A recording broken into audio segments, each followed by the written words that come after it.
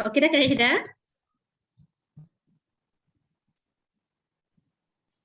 Kejap, belum lagi.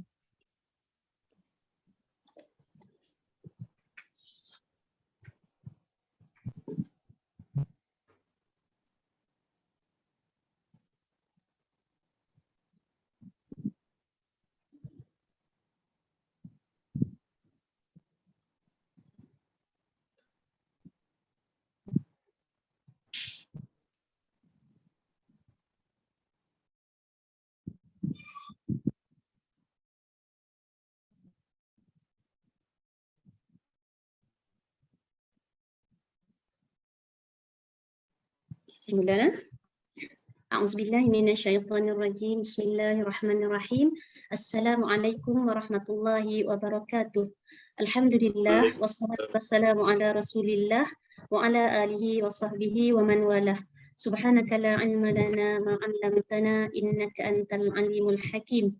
Rabbi shrah li sadri wa yassir li amri wahlul 'uqdatam min lisani yafqahu qawli. Allahumma anfa'na bima 'allamtana wa 'allimna ma yanfa'una wa zidna ilma. Rabbi yassir wa la tu'assir wa bitammimil khair. Rabbi zidni ilman, amin ya rabbal alamin.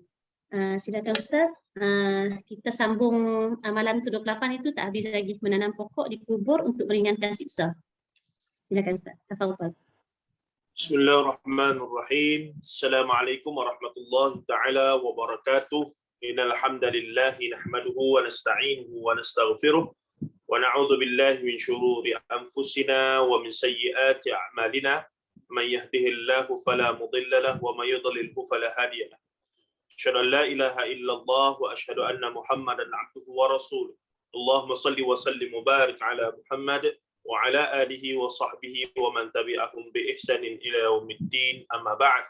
Fa inna asdaqal hadits kitabullah wa khairal hadi hadi Muhammadin sallallahu alaihi wasallam wa syarrul umuri muhdatsatuha wa kullu muhdatsatin bid'ah wa kullu bid'atin dhalalah wa kullu dhalalatin finnar atau kama qala an-nabiy sallallahu alaihi wasallam la nabiyya ba'da.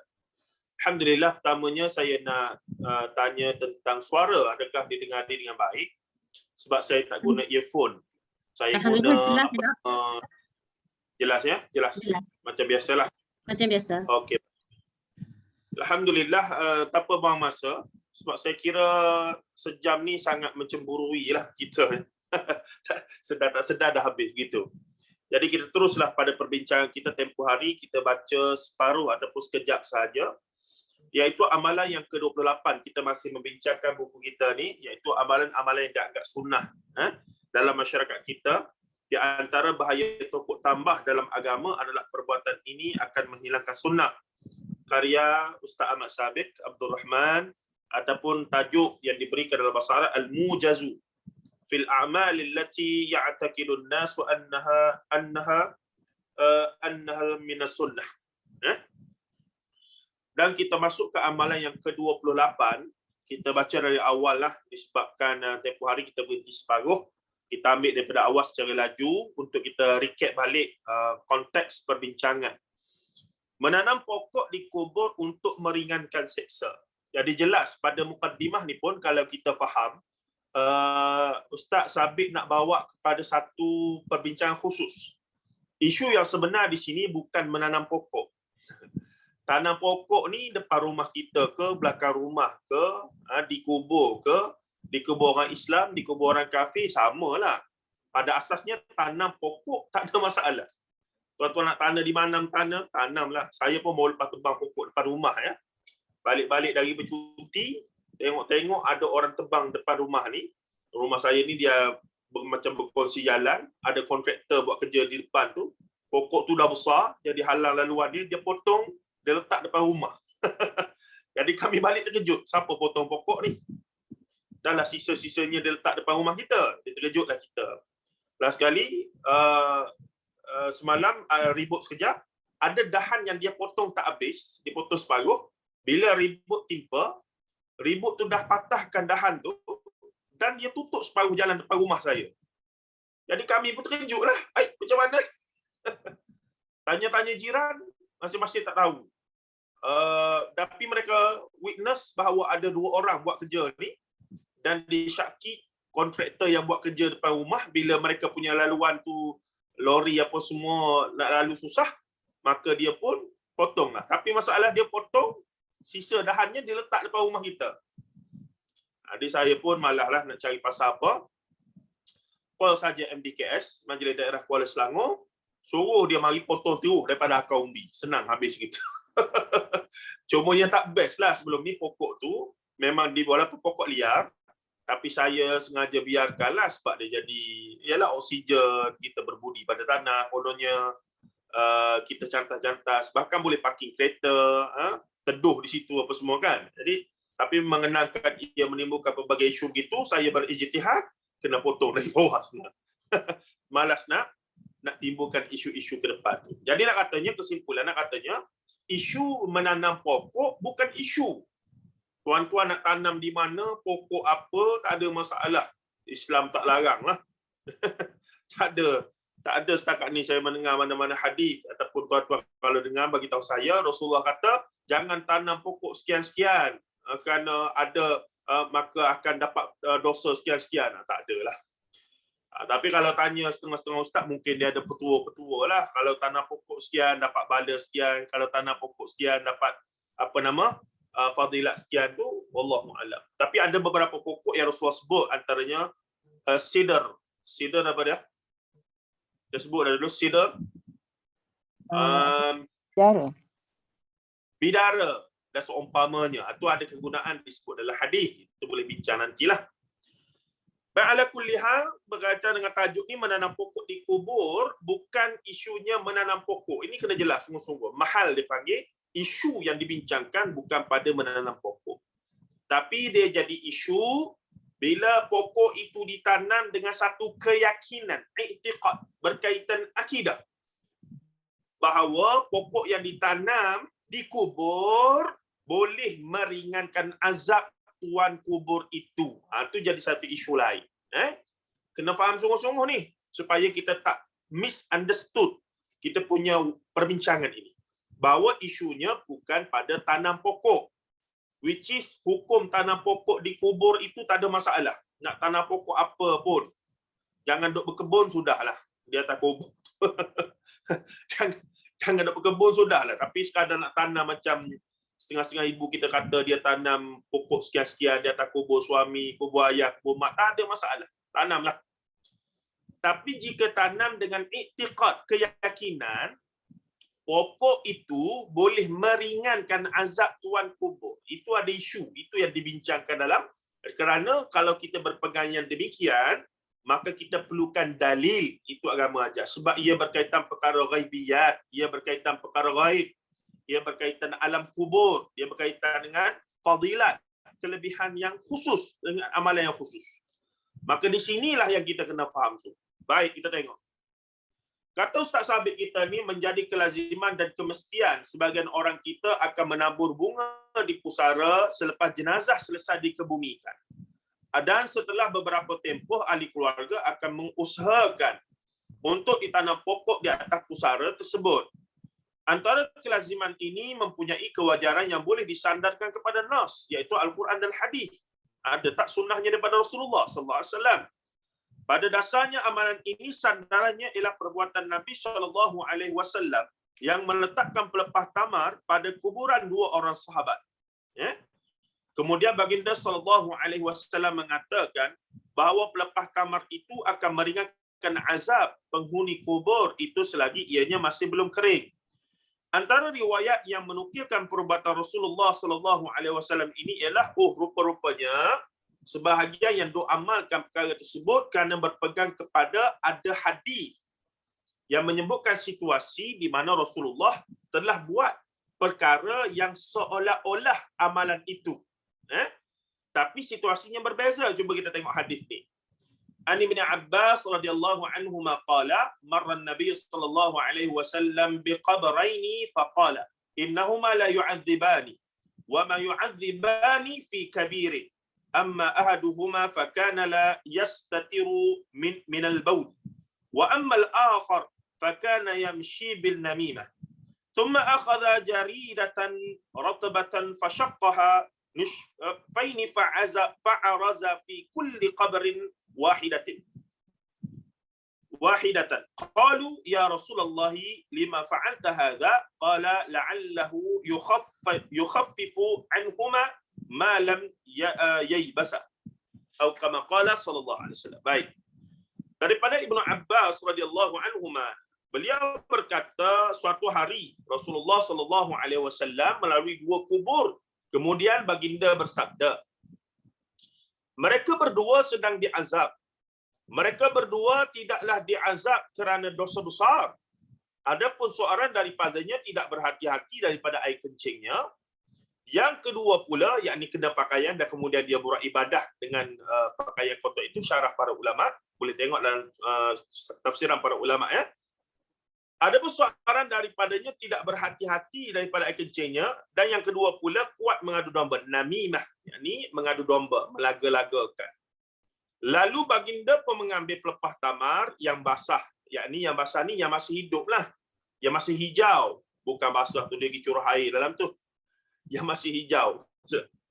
Kemudiannya dipatahkan 2, Rasulullah patahkan 2 dan dicacatkan ke setiap kubur mereka, yakni satu di kubur A, satu di kubur B.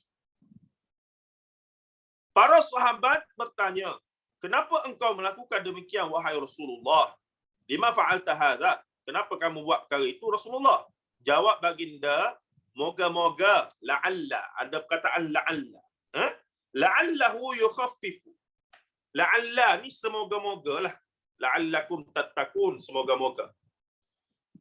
Jadi Rasulullah pun macam tak bagi satu confirmation supaya mereka pasti akan diazabkan kubur. Tidak. Rasul kata la'alla, semoga-moga. Macam satu harapan, satu doa, bukan satu kepastian. Dengan aku buat begini, pasti mereka dalam kubur ni tak diazab.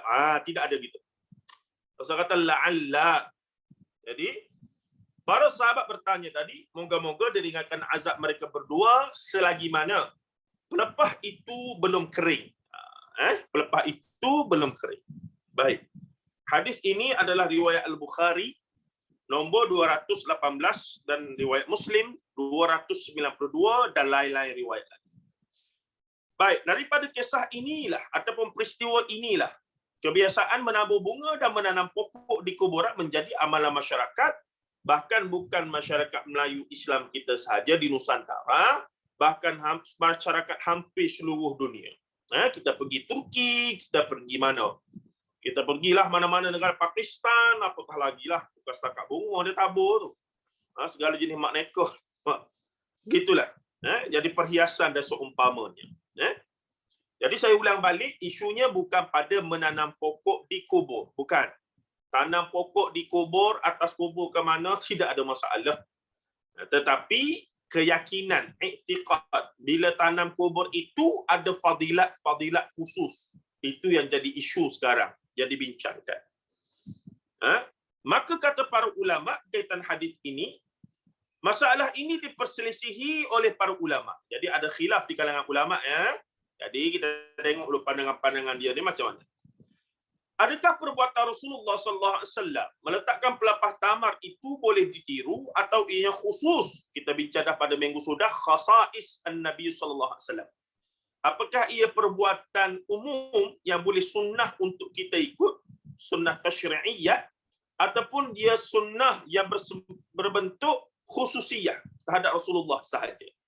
Sebagaimana Rasulullah boleh berkahwin lebih daripada 4 orang isteri satu masa. Itu khasais. Tak boleh orang lain ikut, sebab itu hanya valid untuk Rasulullah atas perintah Allah Azza wa Jalla, bukan Rasulullah suka-suka. Sebab tu bila orientalis kata Rasulullah ni seorang yang gila seks sebab kahwin ramai. Secara faktanya anak dara hanya 2 orang sahaja. Sayyidatina Aisyah dengan Sayyidatina ataupun kita panggilkan Maryah Al-Qibtiyah. Seorang hamba sebenarnya, bukannya isteri, so-called isteri betul. Maryah Al-Qibtiyah. Yang lain-lain semuanya adalah janda, bahkan majoritinya adalah lebih tua daripada baginda. Dan mereka berkahwin sebab Allah suruh, antara lain untuk menjaga kebajikan, untuk menjaga akidah, untuk mendapatkan sokongan dan seumpamanya. Rasulullah punya sunnah dalam berkahwin bukan poligami saja. Salah ya, mana-mana ustaz ataupun ustazah mengajar poligami adalah sunnah Rasulullah SAW. Tidak, bukan poligami saja sunnahnya. Poli pula. Yang tidak, dia panggil apa? Poligami lawannya monogami. Berseorangan isteri itu pun sunnah Rasulullah. Kita kena faham tu bahawa dua-dua adalah sunnah yang besar. Jadi seorang suami pilih isteri seorang sepanjang hidup dia sampai dia mati, itu pun sunnah Rasulullah SAW, sebagaimana Rasulullah bila berkahwin dengan Khadijah binti Khuwailid. Dan Rasulullah berpoligami disebabkan Rasulullah mampu, dan itu suruhan Allah Azza wa Jal, juga adalah sunnah Rasulullah disebabkan Rasulullah disuruh oleh Allah, dan juga kemampuan yang diyakini dimiliki oleh Rasulullah SAW. Baik. Jadi dalam kes ini, hadirat sekalian, maka dikatakan, kata Ibnu Hajar Al-Asqalani Asy-Syafi'i rahimahullahu ta'ala, dalam kitab dia Fathul Bari, iaitu syarah bagi Sahih Bukhari. Dia kata, وَقَدْ اسْتَنْكَرَ الْخَطَّابِيُّ وَمَنْ تَبِعَهُ وَضَعَ النَّاسِ الْجَرِيدَ وَنَحْوَهُ فِي الْقَبْرِ عَمَلًا بِهَذَا الْحَدِيثِ وقال الطرطوسي لأن ذلك خاص ببركة يده، وقال القاضي عياض لأنه علل غرزهما على القبر بأمر معيب وهو قوله ليعذبان. Al-Khattabi, ulama besar, ini semua ulama-ulama besar yang dinukilkan oleh Imam Ibnu Hajar, Al-Hafiz Ibnu Hajar Al-Asqalani rahimahullah ta'ala. Bila kita sebut Al-Hafiz, di Malaysia kita letak gelaran Al-Hafiz di belakang bila hafal Quran 30 juz. Dalam tradisi Islam, hafal Quran ni benda yang sangat common. Orang jahat, perompak pun kadang-kadang hafal Quran juga. Ya. Dalam tradisi Islam, dua alam Melayu, hafal Quran ni di belah negara Arab ya, hatta golongan liberal, ada golongan yang dituduh berbagai lagi tu, mereka pun kadang-kadang hafal Quran. Hatta non-Muslim pun ada yang hafal Quran daripada kalangan orang Arab itu. Dia macam satu tradisi yang umum. Dia bukan satu benda yang terlalu istimewa. Dalam tradisi Islam dulu, siapa-siapa yang membesar dalam tradisi keilmuan Islam, hafal Quran umur 10 tahun, 12 tahun biasa. Cuma di alam Melayu, bila saya cek balik, tuan-tuan, ternyata hafal Quran di alam Melayu ni sangat baru. Tradisi Islam ratusan tahun di alam Melayu tidak menekankan untuk jadi ulama, untuk jadi orang hebat agama kena hafal Quran, tidak. Ini satu benda yang agak sensitif, tapi saya duk bincang kawan-kawan, kita dapati perkara itu berlaku. Which is menunjukkan dalam tradisi keilmuan Islam di alam Melayu memang kita agak jauh daripada panduan Quran dengan sunnah. Sebab kita terlalu berpegang kepada teks ataupun ulama ataupun karya-karya ulama yang telah menghuraikan. Maksudnya kita tak pergi kepada muara, kita tu pergi kepada ekornya. Jadi tak peliklah. Minta maaf saya ulang balik, tak peliklah kenapa cara gaya beragama di alam Melayu kita ini begini. Walaupun kita tak katalah semuanya teruk, tapi dia agak bercampur aduk dan agak kita kata ada banyak benda lah perlu di revise, disemak kembali, dimurnikan dan seumpamanya. Itu satu statement yang saya kira kalau saya sebut secara terbuka mungkin ramai orang marah. Tidak dapat dipastikan ulama-ulama yang pernah ada di alam Melayu apakah mereka semuanya menghafal Quran ataupun sekadar menghafal beberapa surah. Yakni berbeza dengan tradisi ulama negara-negara Arab bahawa hafal Quran itu is a must. Bahkan bukan syarat untuk jadi ulama yang besar pun hafal Quran ni. Kerana hafal Quran ni memang satu benda yang perlu. Itu bezanya. Sebab itulah Al-Hafiz, gelaran Al-Hafiz dalam tradisi keilmuan Islam diberi kepada ulama yang menghafal 100,000 hadis secara sanad dan matan. Bukan pada yang hafal 30 juzuk Al-Quran. Sebab hafal 30 juzuk Al-Quran ni ramai sangat. Ramai sangat dalam tradisi keilmuan Islam silang. Tapi di Malaysia ni sebab hafal Quran pun rare, langka dan juga istimewa, maka kadang-kadang diletaklah gelaran Al-Hafiz itu. Kadang-kadang hafal Quran tak ada masalah, setahun 2 tahun boleh habis, tapi nak ingat tu balik. Nak ingat tu memang satu cabaran, ya. Bukan orang lain cakap ni, guru saya yang sangat mutqin, yang sangat menggauli Quran hari-hari, Ustaz Abdullah Bukhari Al-Hafiz, mengajar tafsir, menjadi pensyarah Al-Quran dan hidupnya dengan Quran. Hari-hari bila bersembang dengan dia, datang jumpa, memang Quran, menulis tentang tafsir apa semua. Pun dia kata, ya Syekh nak jaga Quran ni. Sebab itulah saya mengambil keputusan untuk menjadi Al-Hafiz. Itu escapism dia panggil. Itu satu mengarutlah, tak boleh tinggal dalam benda tu, ya. Baik. Baik, balik pada cerita kita ni. Al-Khattabi, ulama lain, ulama besar juga ni, kata Ibn Hajar, dan mereka yang mengikuti pandangan beliau mengingkari perbuatan meletakkan pelepah dan seumpamanya di atas kubur yang mana ianya dilakukan berdasarkan hadis ini. Yakni hadis baginda meletakkan pelepah tamar. Yakni Al-Khattabi tak terima perbuatan meletakkan pelepah tamar di atas kubur tu sebagai satu sunnah yang perlu diikuti. Jadi dia menafikan, dia tak setujulah. Itu satu orang ulama ahli sunnah wal jamaah lah. Baik. Kata At-Turtusi, ini kerana ianya perkara khusus berkaitan keberkatan tangan Nabi SAW. Kata Al-Turtusi, ulama seorang lagi pula, perkara ini Rasulullah buat kerana Rasulullah secara personal Rasulullah seorang sahaja tahu. Macam mana Rasulullah tahu dalam kubur tu dua-dua sedang diazab? Siap dengan bagi tahu dosa orang ni sekian, dosa orang ni sekian. Ada kekhususan. Yang ni namimah, yang ni tidak berhati-hati dalam urusan kencing. Jadi yang hanya dapat tahu hanya Rasulullah seorang saja. Adapun Tok Lebay, Tok Iman, Tok Siak, Tok Guru, Tok Lebay, Tok apa, Profesor, Doktor, Mutakhir ni, semua tak tahu benda berlaku dalam kuburan tu. Kita tengok macam dia mati su'ul khatimah. Tapi hakikatnya di sisi Allah, rupa-rupanya rohnya sedang bergembira di alam barzakh. Wallahu alam, kita tak tahu. Kita tengok bila dia mati, kebetulan hujan lebat ribut tu macam susah nak tanam dia. Kita pun kata Allahu Akbar. Mati dia ni su'ul khatimah adalah. Jangan. Wallahu alam, kita tak tahu. Hakikatnya dia di sisi Allah dimuliakan. Ada orang bila dia nak mati tu kebetulan hari tu mendung. Mendung suasana, kita kata husnul khatimah adalah. Wallahu alam, kita tak tahu. Begitu jugalah beberapa tanda. Ya betul ulama bincang, ada hadis lah yang menyebutkan tanda-tanda mati husnul khatimah, berpeluh dan seumpamanya. Namun ia tidak bukan pada saya lah, ia bukan satu keputusan muktamad untuk kita kata orang ni confirm masuk syurga, orang ni confirm husnul khatimah, orang ni confirm su'ul khatimah. Sebab hakikatnya insya-Allah wallahu alam, kita tak tahu. Sebab tu kita disunahkan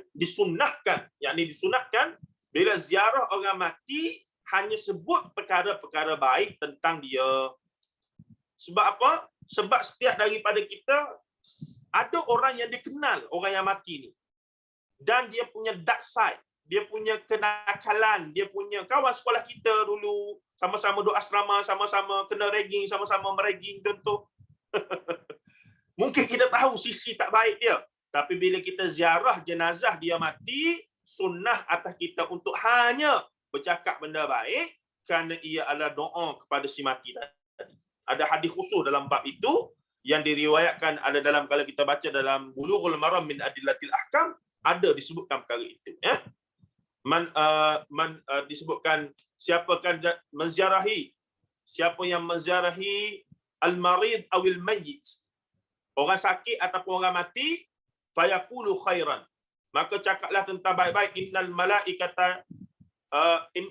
malaikata sungguhnya para malaikat sedang mendoakan, sedang mengaminkan.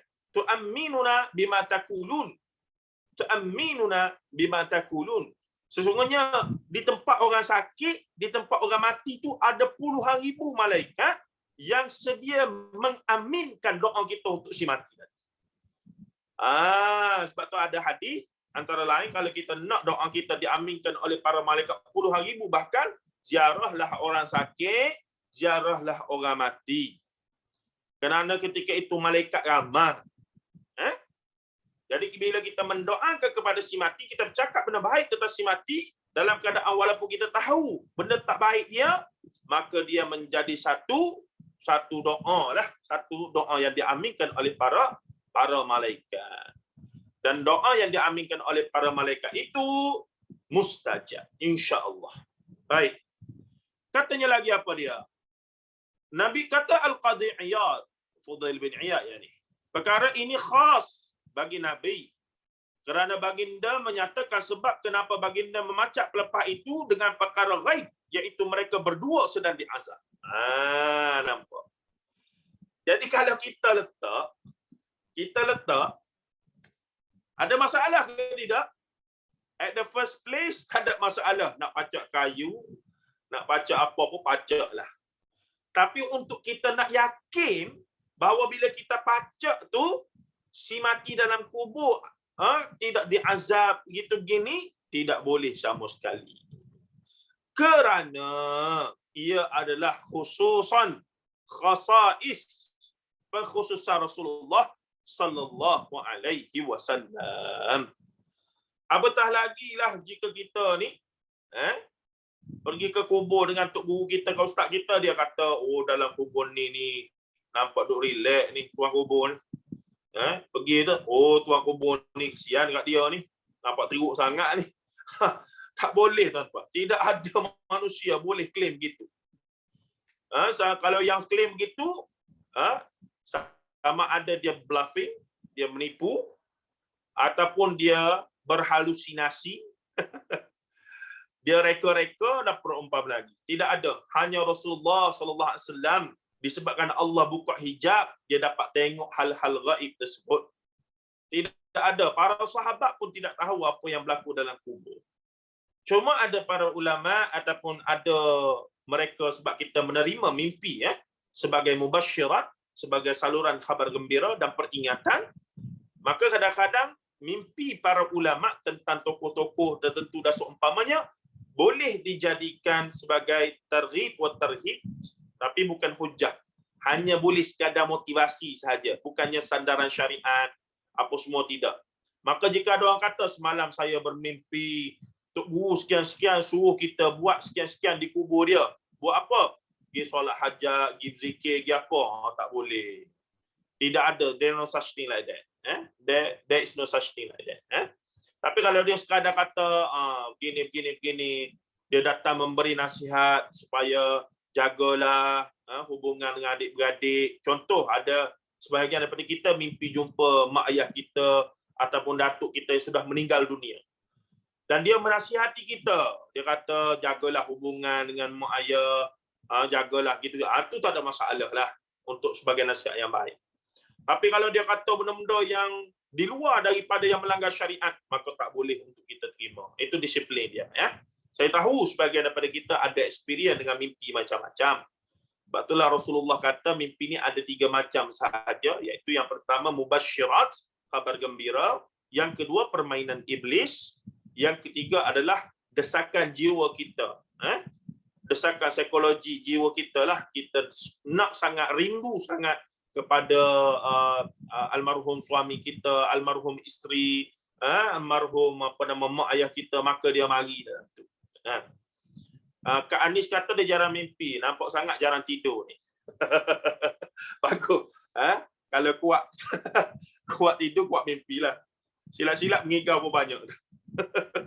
Baik, kita pergi lanjut. Saya takut tak ada ni. Kita dah 9:30. Timbul persoalan, Rasulullah SAW mengetahui perihal 2 lelaki itu yang sedang diazab, dan tidak diriwayatkan bahawa Rasulullah SAW ada melakukan hal sedemikian pada kubur yang lain. Jadi ada timbul soalan, kenapa Rasulullah hanya dapat tahu yang ada dalam kubur ni saja? Bagaimana dengan kubur-kubur yang lain yang dah banyak tu sama Rasulullah tu? Namun adakah kita tahu perihal namun adakah kita tahu perihal hal kubur dalam kubur sebagaimana Rasulullah mengetahuinya sehingga kita boleh untuk meniru perbuatan itu? Jadi Ustaz Sabit kata, takkanlah itu menjadi hujah kerana ya Rasulullah bagi tahu apa yang Rasulullah nak bagi tahu dan perlu bagi tahu. Pastinya bila Rasulullah bagi tahu dua orang ni dalam kubur ni kena azab, of course, wa ma yantiqu anil hawa in huwa illa wahyu yuha. Pastilah perbuatan itu kerana ada dorongan ataupun ada kita katakan ada petunjuk daripada Allah untuk bagi tahu. Kalau Rasulullah nak cerita dalam kubur Abu Lahab jadi macam ni, tak ada cerita lain. Rasulullah ada cerita hak kubur jelah. Jadi Rasulullah tak cerita semua. Ada isu-isu terpilih yang Rasulullah cerita. Wa fil haqiqah, Rasulullah tahu tak benda dalam kubur semua. Kita kata wallahu a'lam, apa yang Rasulullah sampaikan pada kita secara jelas, maka kita beriktikad Allah Ta'ala yang buka hijab Rasulullah untuk dia tahu apa dalam kubur. Sebagaimana Rasulullah boleh melihat jin dalam rupa yang asal. Kerana Allah yang bagi, bukan Rasulullah nak. Bukan Rasulullah minta, ya Allah bagilah aku boleh tengok semua dalam kubur ni apa yang terjadi. Tak ada.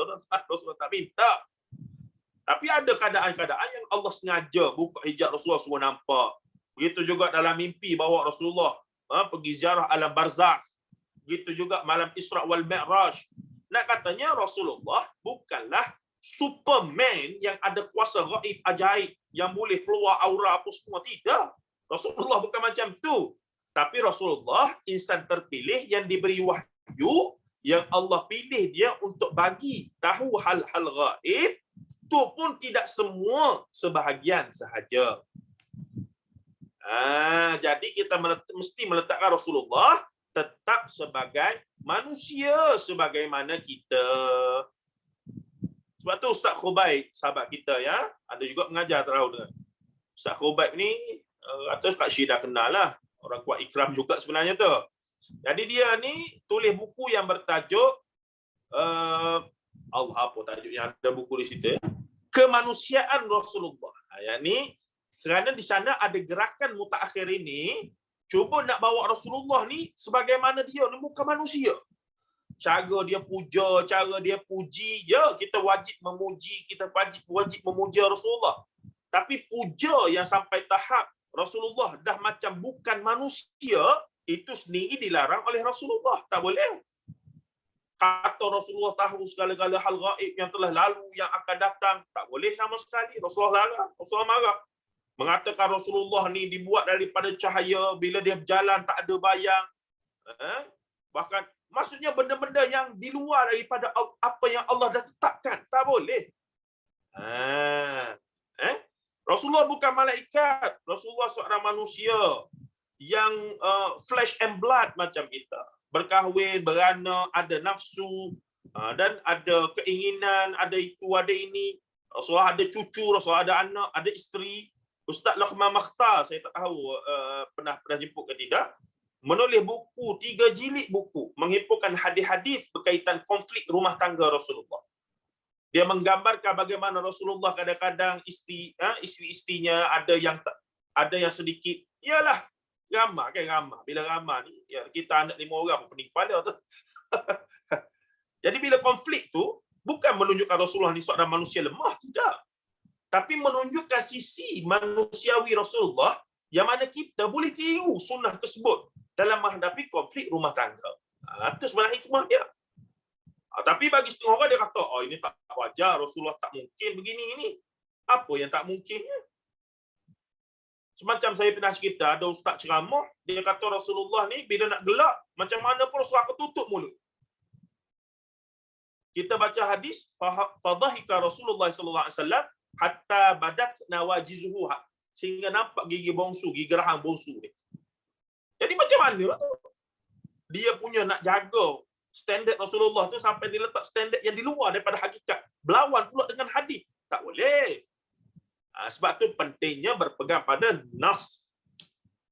Rasulullah gelak, tapi jangan duk bayang Rasulullah gelak terbahak-bahak, ketuk meja macam kita, mustahil lah. Tapi of course benda yang terlalu lucu keluarlah juga sikit. Sebab Rasulullah manusia. Bagaimana disebutkan bila Ibrahim meninggal dunia, Rasulullah menangis sampai basah jangkuk. Itu. Jangan kita letak Rasulullah di luar daripada apa yang Allah dan Rasulullah sendiri letak di dia. Jadi masalah bila kita terlalu kononnya untuk memuliakan, kita melampau, kita pandai gulu dalam nak meletak Rasulullah punya kemuliaan, sehingga letak. Jadi bila melibatkan hal tadi, kita berpegang bahawa kenapa dua kubur ni saja Rasulullah tahu, kita berpegang tak mustahil untuk Allah nak buka semua kubur, Rasulullah tahu apa terjadi dalamnya, termasuklah kubur ayah dan ibu baginda, tetapi Allah dalam kes ini hanya mempertunjukkan apa yang berlaku dalam dua kubur ini. Khalas. Dan matlamatnya untuk tinggalkan satu pengajaran pada kita tentang satu hakikat. Banyaklah ulama syarah berkaitan dengan namimah dan juga tidak berhati-hati dalam bersuci. Itu mazhab Syafi'i sangat berpegang dan menghuraikan dengan mendalam tentang ihtiyat, berhati-hati dalam masalah taharah tu. Sebab itulah mengaji bab taharah ni berpuluh tahun tak habis-habis. Mazhab Syafi'i antara untuk kita ni bab taharah tu. Ngaji bab air. Air mutlak ada berapa? 7. Hafal. Belum. Tak ingat. Oh, tak boleh tak ingat. Tak lulus exam. Last kali ambil wuduk pakai air baik. Punyalah duk hafal air mutlak ni apa? Air mutlak, air mutanajis, air musyammas. Okey, 3. Tapi detail mazhab Syafi'i bab tu memang detail. Batu air mutlak ni terbagi berapa? Ada 7. Air telaga, air embun, ais, apa dah lagi? Air mata air. Tu dia, air telaga, air laut, air sungai. 7 belaka, air hujan. Boleh belaka. Air mutlak, air yang suci lagi menyucikan. Lepas tu ambil semayang guna air pahit. Air mana? Dia pening. Dia sudah. Air pahit tu kira air mutlak juga. Tapi kategori mana? Dalam 7. Seolah-olah kena tambah air kelapa. Tapi itu disiplin mazhab Syafi'i yang perlu kita banggakan lah. Katanya detail dalam bab tu. Baik, katanya lagi apa dia ni?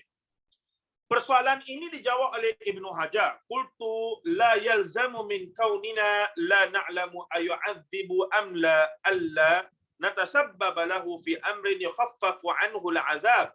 Allau yu'adzibu kama lam yamna'u kaunana la nadri arhima am la alla nad'u lahu birrahmati wa laysa fil siyaqi ma yaqta'u على أنه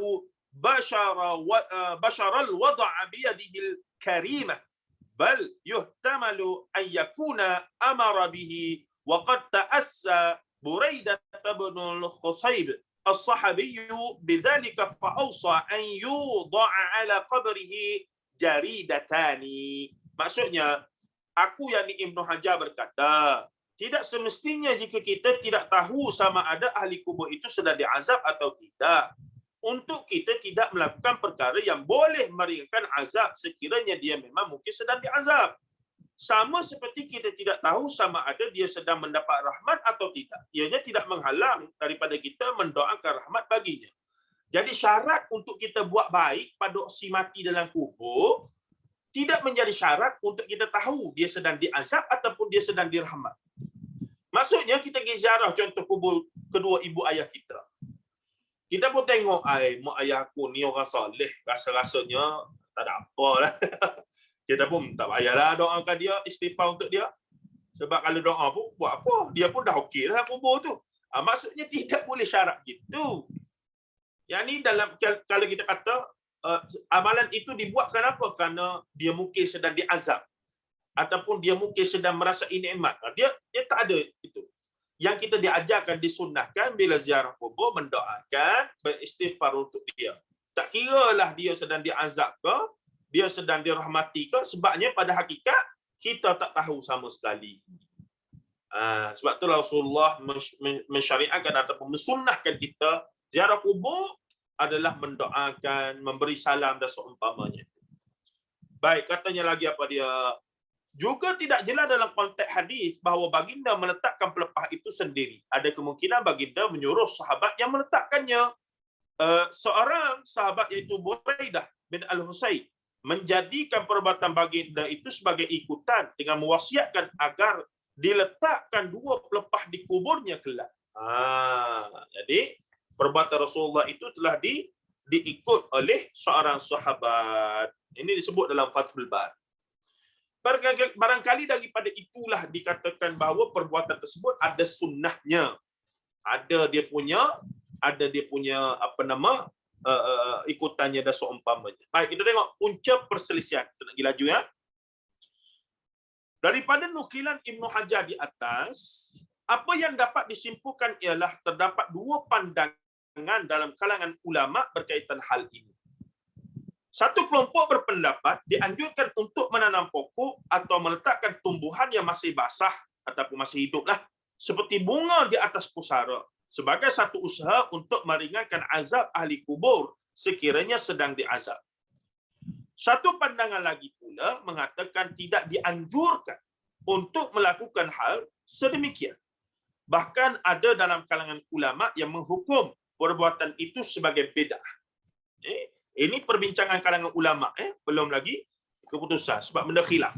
Benda khilaf kita kena kekalkan ia sebagai khilaf dululah.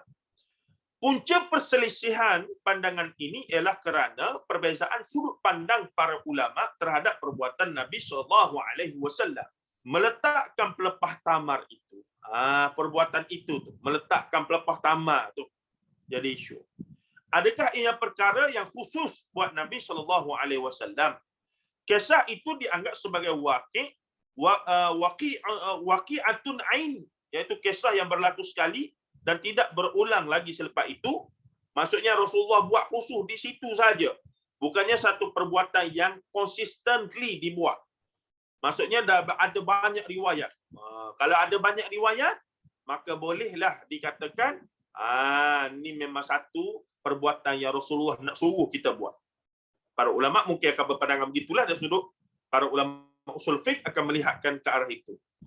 Tapi bila ia satu kali saja, maka ia dianggap sebagai bukan satu perbuatan yang dianjurkan, tapi dibuat ketika itu saja. Ataupun ianya adalah satu sunnah fi'liyah, iaitu sunnah perbuatan yang boleh diikuti oleh umatnya. Itulah perbincangan para ulama, khususnya dalam bidang apa dia? Dalam bidang fiqh dan usulul fiqh. Dia bukan lagi isu status hadis. Kerana status hadis sudah jelas, hadis Sahih Bukhari Muslim. Dan ia termasuk dalam bab fiqhul hadis, bahkan pergi pula lebih dalam lagi fiqh mazhab ataupun usulul mazhab, yakni melihat kepada usul fiqh mazhab masing-masing untuk kita mengambil pandangan itu. Baik, katanya lagi apa dia? Sebagaimana yang diputuskan dalam perbahasan usul fiqh, bahawa asal bagi perbuatan Nabi SAW adalah bersifat umum dan untuk diikuti oleh umatnya.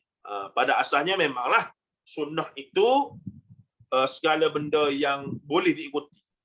Sunnah segala perbuatan Rasulullah itu adalah perkara yang boleh diikuti ataupun yang disunnahkan untuk diikuti.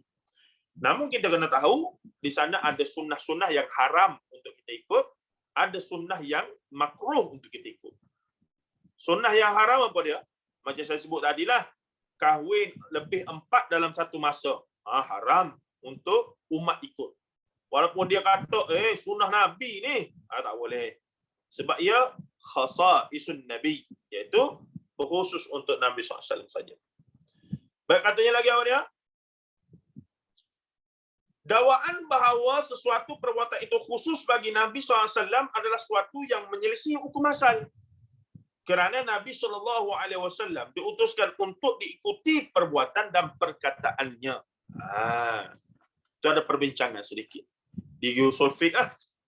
Maka katanya lagi, justru kisah Nabi SAW meletakkan pelepah tamar ini ada keberangkalian bagi kedua-dua pandangan, iaitu sama ada ianya bersifat umum yang boleh ditiru oleh umatnya ataupun ianya bersifat khusus untuk Nabi SAW dan tidak boleh ditiru oleh umatnya. Jadi terbuka kepada dua interpretasi. Sana ada berdasarkan hadis kisah tadi, sebahagian kata ia perbuatan umum yang boleh diikuti oleh umat, sebahagian ulama kata ia adalah perbuatan khusus yang tidak boleh diikuti. Tengok apa yang dibahaskan lagi di sini. Apa yang menguatkan ia khusus bagi Nabi SAW ialah perbuatan itu tidak ditiru oleh sesiapa dalam kalangan sahabat kecuali seorang sahaja sahabat, iaitu Buraidah. Maksudnya, para sebagian ulama kata, kalaulah perkara itu perkara yang ma'ruf, ada suruhan daripada Rasulullah, pastilah ramai sahabat akan buat perkara tersebut. Sebab sahabat kan ramai. Masa Rasulullah wafat saja sahabat ni dah ratus ribu. Jadi kenapa dalam ramai-ramai itu Buraidah seorang saja yang buat perkara tersebut? Kalau tak mesti Abu Bakar, Umar, Uthman semua akan wasiatkan supaya buat perkara tersebut. Kerana fadilat yang besar apa dia? Fadilatnya jika dipacak pelepah tamat, maka akan bebas azab kubur. Ataupun diringankan azab kubur berdasarkan hadis. Ya. Kemudian katanya lagi, sekiranya perbuatan Nabi SAW meletakkan atau menanam pokok di kubur itu bersifat umum, pasti akan ditiru dan diikuti oleh kebanyakan sahabat kerana mereka adalah golongan yang paling kuat berusaha untuk mengikuti setiap perbuatan Nabi SAW. Di samping perbuatan itu juga secara logik agak tidak adil antara kubur di negeri yang subur dan kaya hujan dengan negeri yang kurang hujannya. Ini hujah logik lah. Jika benarlah menanam ataupun memacakkan pelepah tamar ke, tapi di tempat kita ni tak ada pelepah tamar, maka sebahagian daripada orang tua-tua ni dia tukar jadi pelepah nyo, pelepah kelapa. Itu memang kebiasaannya. Maka jika dibuat itu dengan i'tiqad, keyakinan boleh meringankan azab kubur, kata Ustaz Sabit ni lah, macam tak adil lah. Sebabnya tempat kita ni okeylah, banyak pokok apa semua. Kena belah-belah negara Arab ni di Mekah. Yang Rasulullah cerita ni di Madinah. Di Madinah ni memanglah agak ada pokok apa semua ya. Tapi bila berlaku di Mekah sebagai contoh, ada tengah pada pasir Afrika mana tu, kesianlah mereka. Takkan nak tanam pokok kaktus pula di situ. Nah, jadi itu secara logiknya diberikan analogi kiasan oleh Ustaz Sabit kita ni.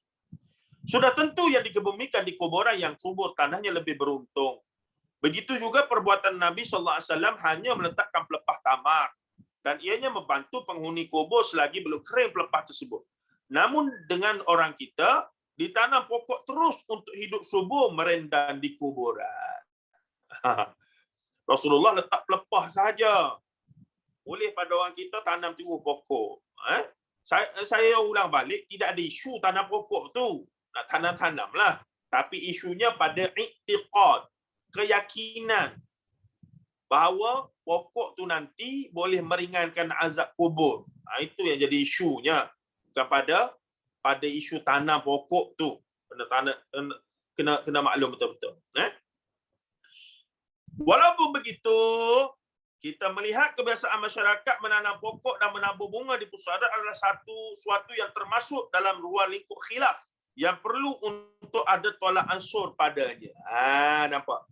Bagus Ustaz Sabit kita ni. Dia kata walaupun begitu, disebabkan tidak ada keputusan muktamad juga di kalangan para ulama ni, maka kita perlu melihat perbuatan menanam pokok dan menabur bunga di pusara adalah sesuatu yang termasuk dalam ruang lingkup khilaf yang perlu ada tolak ansur padanya demi menjaga keharmonian masyarakat. Sebolehnya elakkan daripada cepat menghukum bid'ah kerana dalil dalam bab ini mempunyai keberangkalian bagi dua-dua pandangan. Masih lagi di peringkat khilaf yang kita kena berlapang dada dalam bab ini. Wallahu alam, kata dia. Tanam atau tidak pokok pada kuburan, di sana ada perkara yang disepakati mampu membantu penghuni kubur. Sebagaimana yang telah kita nyatakan dalam bab merenjis air di kuburan, iaitu seperti doa, istighfar, sedekah dan lain-lain. Perbanyakkan amal saleh, banyakkan menolong orang ketika hidup. Janganlah diharap pada pokok di kuburan sahaja. Kemah juga nasihat dia. Ingat tak saya pernah cerita, di sana ada amalan yang disandar kepada hadis yang akhirnya bukan hadis lah. Bahkan sumbernya daripada kitab Syiah, telah diulang oleh mufti wilayah lama, iaitu amalan membacakan surah Al-Qadar 7 kali pada tanah yang ditanam bersama mayat itu.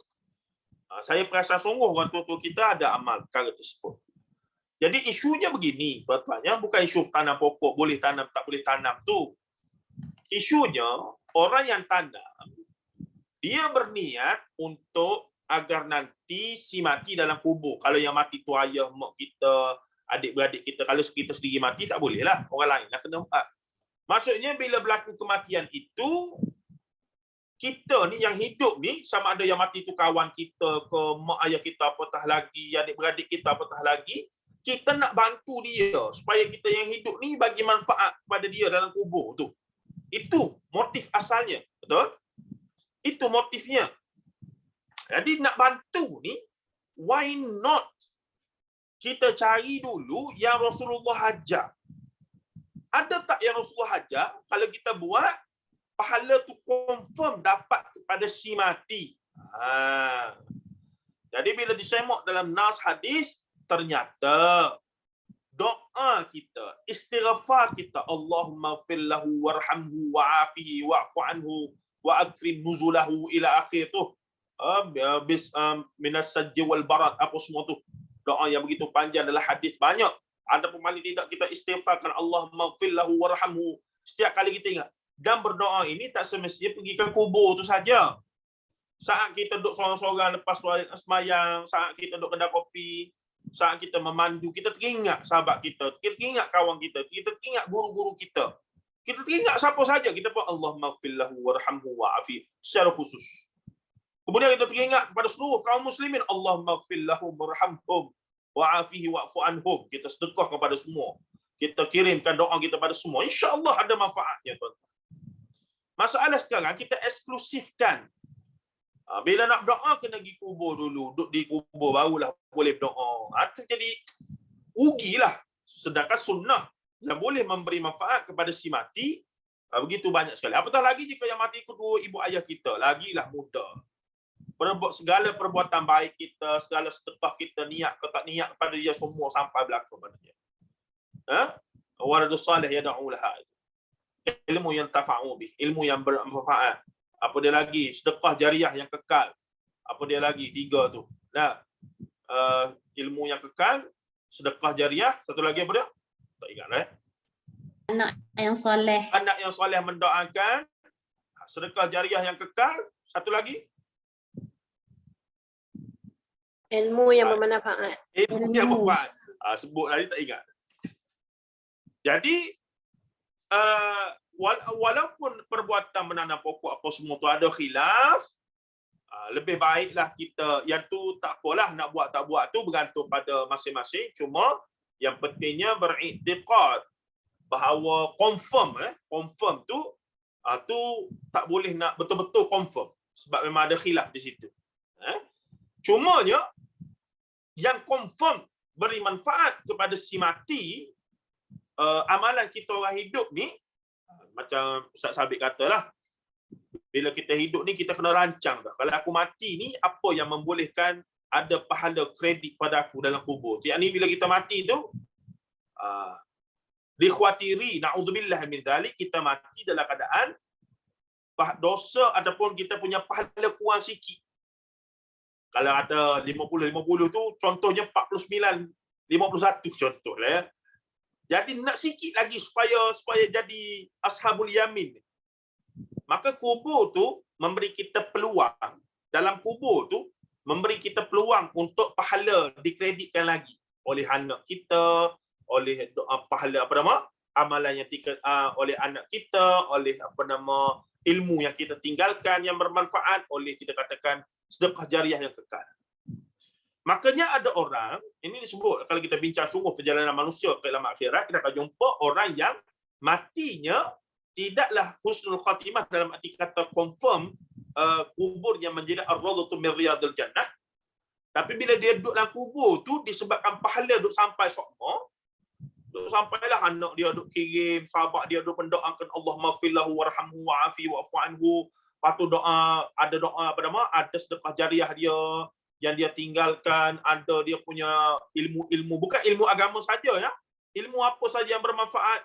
Orang duk amal, anak murid duk amal. Sebab tu saya sebut minggu lepas, pastikan alif bata ABC kita tu, anak cucu kita yang ajar tu. Jangan bagi kredit pada orang lain. Kita kena rebut peluang tersebut. Supaya nanti dia jadi ulama, kalau dia jadi ustaz, kalau dia jadi penceramah, kalau dia jadi profesor ke apa, Pahala ABC alih batan kita yang dapat. Dia boleh mengarah kita apa semua tu hasil daripada belajar alih batan ABC dengan kita. Jadi perancangan itu kena jelas dari tadi itu. Makanya harapannya adalah kita memperbanyakkan yang confirm dan tidaklah terlalu berpegang kepada yang tidak jelas ataupun yang masih khilaf di kalangan para ulama itu. Tanpalah kita menafikan, sebab saya tahu ramai ibu ayah sini yang memang duk tanam pokok macam-macam di kubur orang-orang termasuk saya sekalipun. Adik saya yang meninggal dunia tu ayah saya ada lah tanam pokok apa semua tu.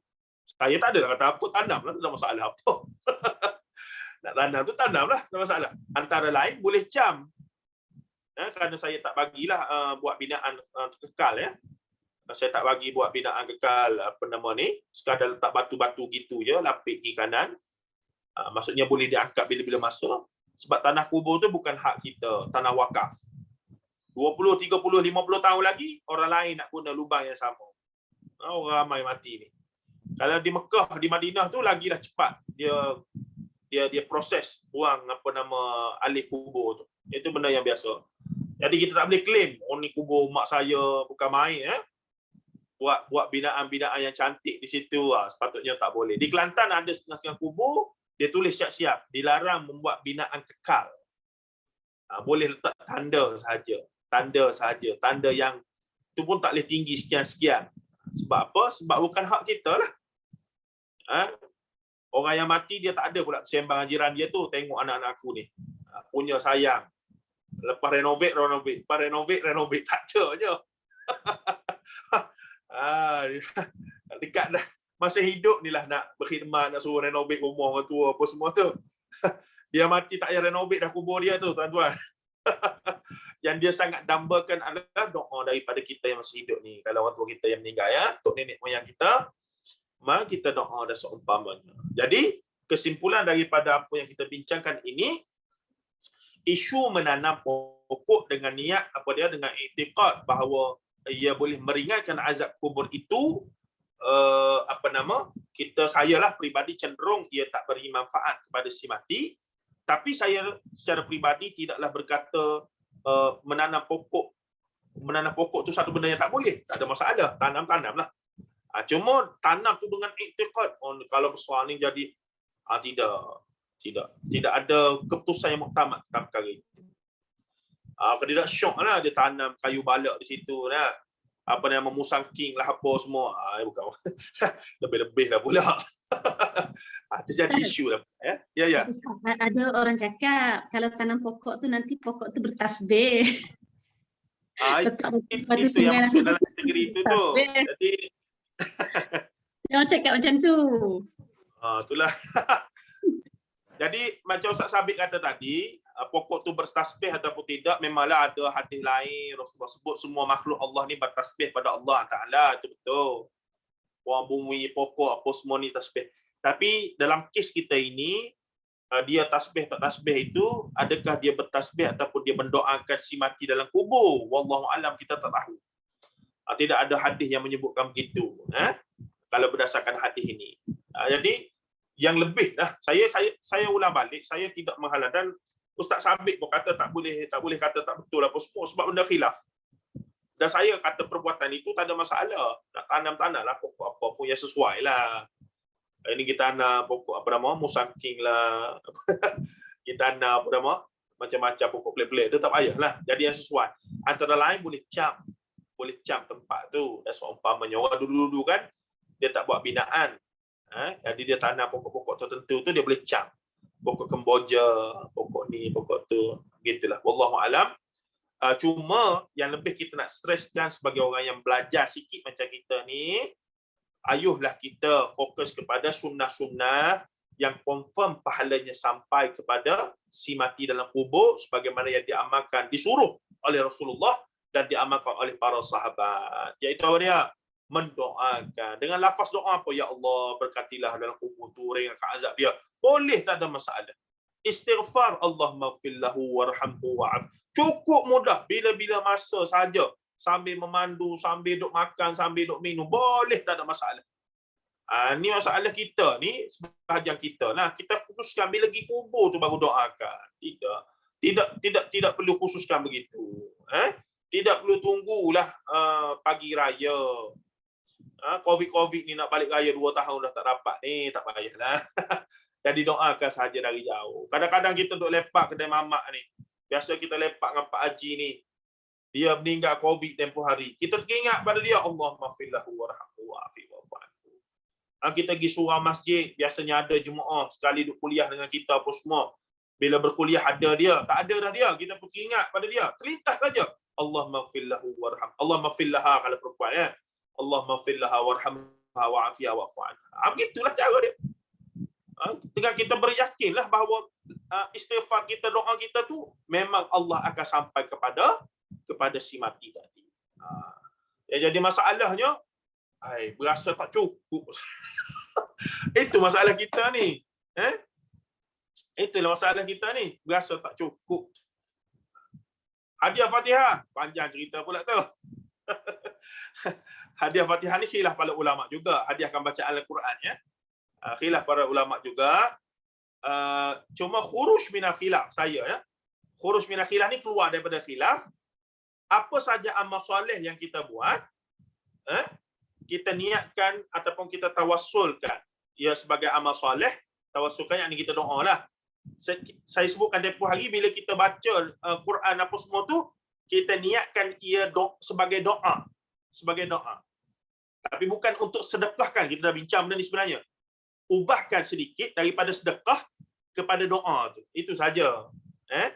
Sebab konsep sedekah yang jadi masalah tu. Konsep sedekah tu jadi masalah. Sedekah ni kita ada pahala banyak, kita pergi pada orang. Banyak pahala kita.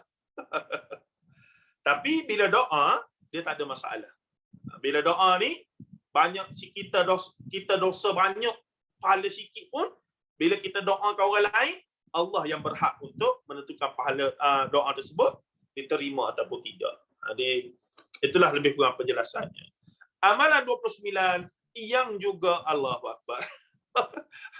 Yang juga ada macam mana nak bincang ni.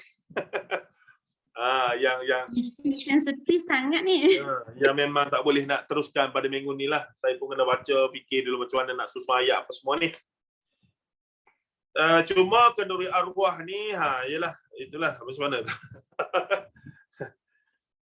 Ada perbincangan di kalangan guru-guru kami pun memang maksudnya memang kita fikir macam mana nak bagi penerangan pada masyarakat bahawa perkara ini bukanlah totally salah. Bukanlah total maksudnya bid'ah dalalah finnar, tidak. Ada ruangnya tapi kena betul kasih. Macam tadilah daripada sedekah kita tukar jadi doa itu.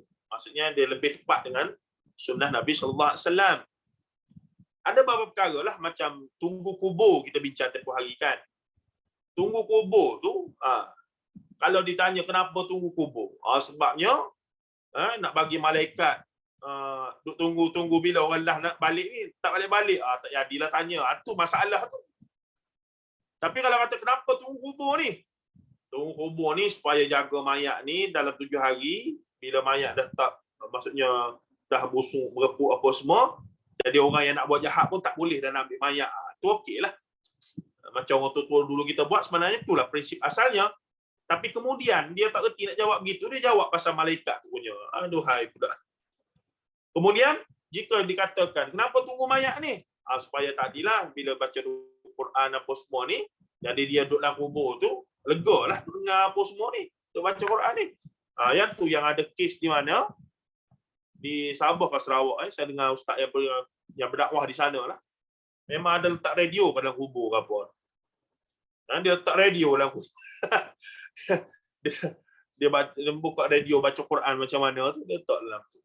Sebab tengok kefahaman yang bila kita bagi kefahaman yang tak berapa betul lah, dah seumpamanya. Jadi baik, itu saja perbincangan hari ini. Mungkin ada yang nak bertanya ataupun yang nak bincang lanjut, saya cuba respon lah. Ada ke? Ada soalan ke? Kak Syida habislah. Kak Syida pernah jumpa satu video lah. ustaz ni bawa jemaah pergi ke kubur yang didakwa kubur ibu kepada bonda kepada Rasulullah SAW, dan mereka bertahlil di situlah, berdoa dan juga bertazkirah dekat situ ustaz. Status tu macam mana ya, sebab kubur tu, sebab ibu bonda Rasulullah SAW adakah dia orang Islam kan, tapi mereka bertahlil di situ, siap berdoa di kubur kan, doa lah di kubur tu semua. Macam mana ustaz kalau kita kan, siapa-siapa sekiranya ada yang pergi ke Madinah nanti kan, ikut mutawarif kan, bila dia ajak ke situ, adakah patut kita pergi juga ke, macam mana tu ustaz? Ada dua isu di sinilah. Pertamanya status kedua ibu ayah Rasulullah. Yang keduanya ada buat amalan yang selayaknya untuk orang Islam di yang biasa menjadi amalan kita tu. Jadi isu yang pertama memang khilaf para ulama. Dan kita sebagai orang awam ni semolek-moleknya lah macam mana ya. Tidak, sebab pandangan tu yang pertama memang kata secara nas memang ada sebut mak ayah Rasulullah bukan Islam. Yang kedua pula kata mustahil tak Islam sebab tu mak ayah Rasulullah. Dan yang ketiga kata kami tak tahu. Dia panggil tawakuf. Tawakuf ni kami tak nak buat keputusan. Sebab perkara itu terlalu menyentuh emosi. Terlalu menyentuh emosi. Tapi secara nas Rasulullah pernah ditegur oleh Allah Azza wa Jal bila dia mendoakan inilah mak ayah dia tu. Dan pandangan yang kata tak mungkin mak ayah Rasulullah adalah termasuk orang kufar ataupun orang bukan Islam, adalah mereka berpegang bahawa mak ayah Rasulullah termasuk daripada kalangan Hanif, orang yang masih beragama dengan agama sisa Nabi Ibrahim alaihissalam tu. Jadi saya pada peribadi saya bersama yang ketiga, tawakuf. Tak berani nak kata sebab secara nas je lah. Tapi secara emosinya memang kita agak ayahlah macam. Jadi perbuatan di mana dan kubur Aminah ni setakat ini memang diyakini benar sahih ya. Di Abwa di antara Madinah dengan Mekah tu. Sebab dijaga dan dinilah di semua memang diletakkan satu penanda aras ataupun satu tanda yang jelas itu kubur Aminah binti Wahab. Sebab tu Rasulullah bila berpindah ke Madinah, antara sebab Rasulullah diterima baik di Madinah tu sebab sebahagian daripada mereka adalah pakcik-makcik dia daripada belah saudara mara Rasulullah daripada belah Aminah. Sebab itulah dia mendapat tempat yang agak mudah sebenarnya daripada jemaah daripada Madinah dakwah Rasulullah SAW. Adapun amalan pergi berdoa, berzikir, bertahlil di kubur Aminah apa semua tu, wallahu alam, saya tak pernah dengar, ni first time saya dengar. Apakah kewajaran tersebut dibuat oleh pihak tersebut, maka kita katakan pada saya tak wajar berlaku lah. Sebab kalau sebab saya sendiri secara peribadi saya pegang tawakuf yang ketiga tadi. Tak nak membuat keputusan apa statusnya. Jadi kalau begitu saya mengambil keputusan yang tak berapa nak itulah. Saya soalan Kak Syidah pening tadi awak. Jadi saya berhenti di situ juga. Wallahu a'lam. Terima kasih Ustaz. Sebab kalau kita kalau kita pergi Makkah Madinah kan, maksudnya kalau mutawarif rajin buat gitu, sebab kan benda tu sebab tinggi, macam bukit tinggi lah, macam Gua Hira semua tu lah, kena panjat sesuatu yang nak pergi situ tu masukan lah. Ya? Jabar Rahmah. Bukan, Jabar Rahmah dah lagi, dia memang suka nak pergi situ. Mungkin masa dalam 1.5 jam juga dah nak panjat tu kan. Jadinya berbaloi kah kita berbuat bersama-sama kan, amalan kita tu macam mana kan. Itulah tak kita macam was-was juga lah kan. Terima kasih Ustaz, tak pernah nanti kita fikir-fikirkan macam mana. Nanti insyaAllah saya boleh tanya orang yang lebih ni lah, guru-guru saya yang lebih ni. Sebabnya sebahagian mereka memang tinggal lama di Madinah. Dan saya yakin orang tempatan tak ada buat apa-apa di situ. Biasanya yang buat pelik-pelik ni orang luar. Kalau dulu kubur Fatimah dengan kubur Ali tu, kalau pergi tu memang bapa Syiah daripada Iran duk kumpul di situ. Bahkan mereka bukan berkumpul saja, duk meratap apa semua, duk nangis-nangis apa semua. Kalau setakat Jadi kubur berkumpul, ni memang sensitif. Kubur ni daripada agama bukan sebelum Islam lagi mari, memang dia sangat sensitif. Dan bila Islam mari, Islam lain benda tu. Kubur ni adalah kubur. Dia bukan tempat minta hajat, dia bukan tempat buat macam-macam, tidak. Dia tempat untuk letak orang mati sebagai simbol perpindahan dia ke alam barzakh. Dan diletakkan adab-adab dia punya cara apa semua untuk begini. Bahkan tidak dibenarkan untuk buat ibadah. Contoh nak solat ke apa semua di atas kubur. Melainkan solat jenazah, solat ghaib itu cerita lain. Ni solat biasa. Kerana dikhawatiri jika orang lihat. Contohnya, orang lihat, orang terlihat. Ada orang duduk semayang. Dia sebenarnya duduk semayang zuhur ataupun asar. Maka ada orang kampung tengok, solat duduk semua kubur. Jam habis. Benda-benda begitulah yang ditutup. Dia panggil apa dia? Prevention better than cure. Ataupun dipanggil sadduz zari'ah. Sadduz zara'at dalam Islam. Dalam kaedah dia panggil sadduz zar'. Menutup pintu untuk berlakunya benda sangkaan-sangkaan yang tak baik dan seumpamanya. Wallahu a'lam. terima kasih Ustaz. Okey. Terima kasih banyak. Okey. Kak Liza ada tadi nak tanya sikit dah. Okey, saya boleh. Tak ada apa dah Ustaz. Yang lain-lain ada nak tanya apa lagi ke? Tak ada Ustaz. Ingat je. Dekat FB pun tak ada soalan. Okey. Ada apa kita berhenti sini, insya-Allah kita sambung perbincangan yang mendebarkan dua pada minggu depan ya. Itulah. InsyaAllah. Baik, terima kasih Ustaz. Jazakallahu khair. InsyaAllah kita jumpa lagi minggu depan Ustaz ya. Terima kasih banyak. Insya-Allah. Jadi kita akhiri dengan tasbih kifarah. Astaghfirullah wa atubu ilaih. Assalamualaikum warahmatullahi wabarakatuh. Terima kasih Ustaz. Waalaikumsalam warahmatullahi wabarakatuh. Kak Lina tak ada kan ini? Oh, Kak Lina. Kak Lina ada kat Umrah no, pergi Umrah. Oh ya. Tengok di Facebook dia. Pergi Umrah. Cik Siti pun lama tak ada ni. You tak ada juga Tak ada. sampai ke sini. Ustaz tu cari-cari dah. Nanti kena bagi tahu kat grup Liza, Ustaz cari Cik Siti. Kalau ada dia banyak masukan-masukan yang di luar jangka tu bagus. Itulah. Kami tak tahu.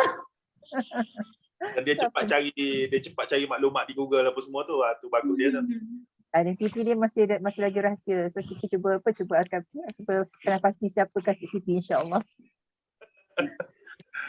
Okeylah, assalamualaikum. Waalaikumsalam warahmatullahi wabarakatuh.